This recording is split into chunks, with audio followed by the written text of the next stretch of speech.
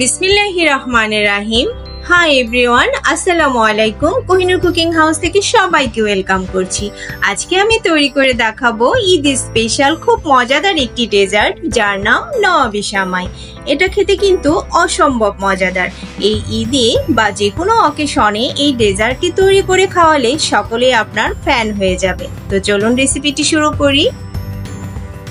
আজকে আমার লাগছে ঘি, কিশমিশ, চীনাবাদাম, পেস্তা বাদাম, কনডেন্স মিল্ক, গুঁড়া দুধ, কাস্টার্ড পাউডার, চিনি, মূল উপকরণ লাচ্চা সেমাই।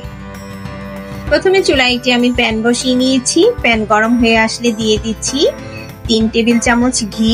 ঘি গরম হয়ে আসলে দিয়ে দিচ্ছি চীনাবাদাম, দিয়ে দিচ্ছি কিশমিশ। এগুলোকে আমি হালকা ভেজে নিব। ওয়াও, নাইস একটি স্মেল বের হয়েছে। আমি বাদাম আর কিশমিশ তুলে নিচ্ছি।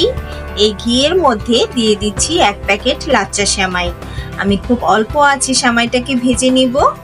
এখন দিয়ে দিব 1/4 কাপ চিনি আর 1/3 কাপ গুঁড়া দুধ। সবকিছু দিয়ে ভালোভাবে ভেজে নিব। এ পর্যায়ে দিয়ে দিচ্ছি 1 টেবিল চামচ ঘি। ঘিটা মিক্স করে নামিয়ে নেব। একটি সার্ভিং ডিশে পুরোটা সেমাই থেকে আমি অর্ধেকটা সেমাই নিয়ে ফার্স্ট লেয়ারটি সেট করে নিচ্ছি, আর অর্ধেকটা ভাজা সেমাই রেখে দিচ্ছি দ্বিতীয় লেয়ারের জন্য। আমি 1 লিটার লিকুইড দুধ নিয়েছি।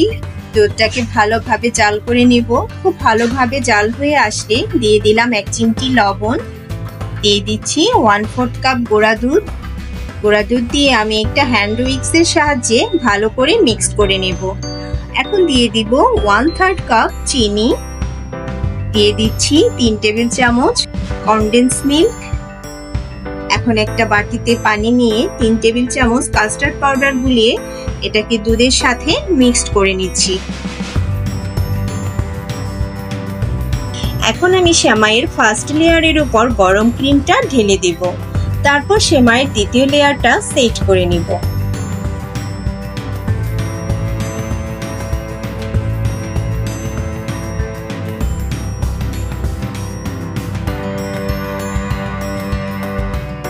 এখন ভেজে রাখা কিশমিশ, বাদাম, পেস্তা বাদাম ও কিছু চেরি ফল দিয়ে সাজিয়ে নিলাম।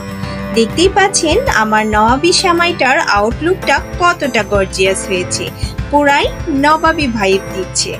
আর টেস্টের কথা যদি বলি, মাশাআল্লাহ, খুবই অসাধারণ। তবে আর দেরি কিসের, আপনারাও এই ঈদে এই রেসিপিটি ট্রাই করে ফেলুন। আর আমার ভিডিওটি ভালো লাগলে অবশ্যই লাইক, কমেন্ট ও শেয়ার করে দিন। সবাই ভালো থাকবেন। আল্লাহ হাফেজ।